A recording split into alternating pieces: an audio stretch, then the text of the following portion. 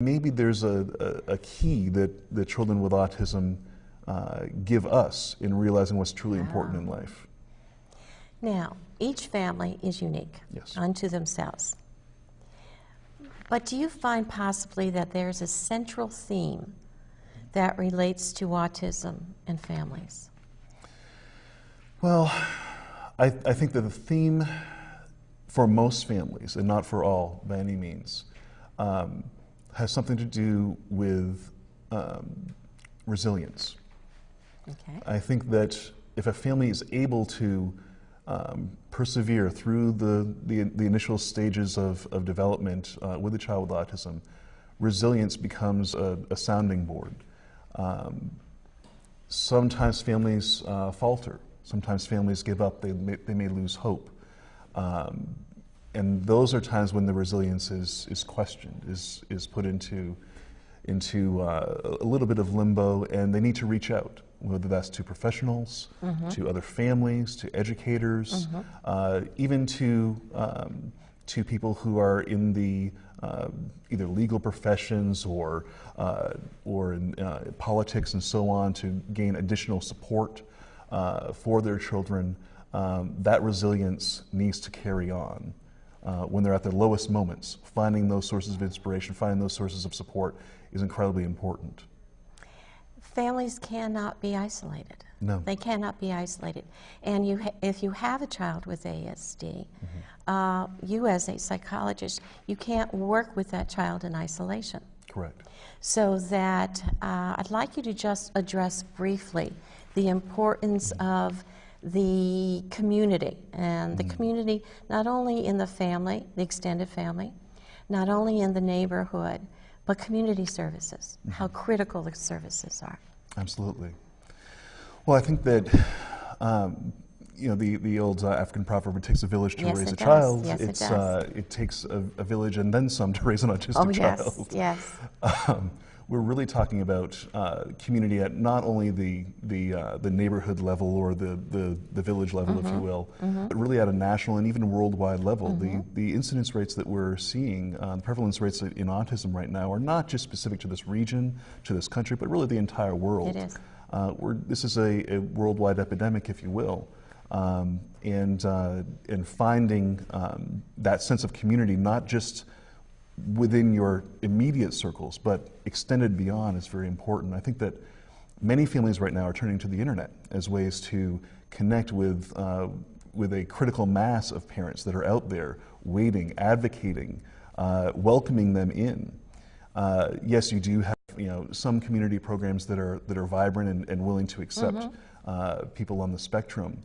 But it's not until you really start to look beyond your community, beyond even the city, that you start to realize this is a real world that is vibrant and thriving as far as the support that's out there for ASD. Until families are able to tap into that community support, it can be a very lonely feeling.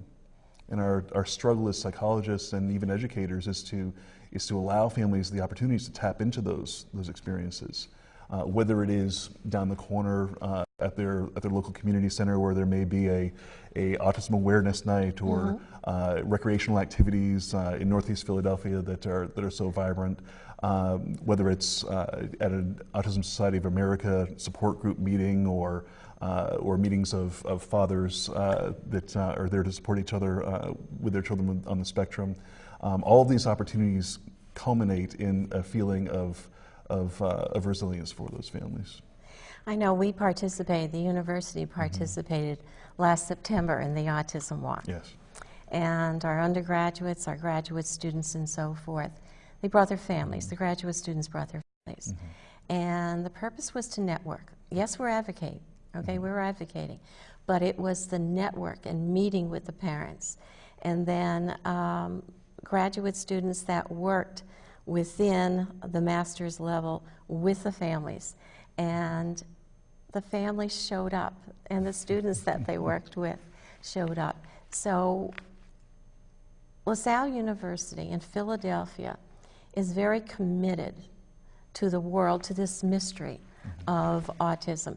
But I think what is critical is meeting with the community services out there, to support the families, that we create a network, and that network can't be broken. And as educators, we want the parents to share. We want to share with the parents. But then what are the community services that work with the parents? What we see here at LaSalle is that it's a three-system approach.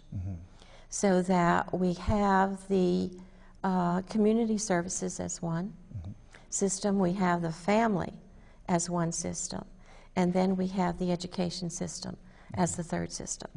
And so it's almost like a triad all working together, but you can't leave one out. That's true. You can't leave one out. All have to come together.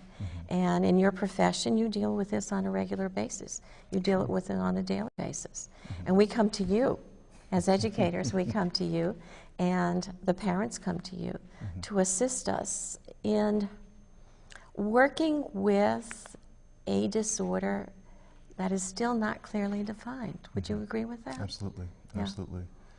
I think that when you look at that desire to come together, there was a presentation that I witnessed years ago that said the other 164.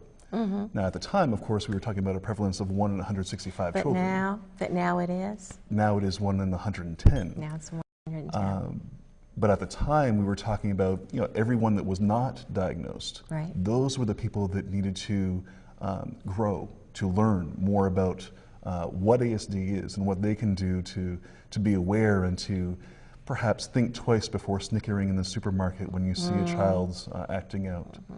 And this supermarket scenario, and then someone will say, well, it's poor parenting. It's not poor parenting. No. It's autism. Yes. That's what it is. Okay. Families are in need of a myriad of services, and reaching out for professional assistance is critical to family structure and daily existence. The autistic individual wishes to be treated with respect and consideration, and the family wishes that society not be judgmental. Remember that we're trying to solve the mystery of autism, and when we come back, we'll talk to the fathers who deal with this mystery every day.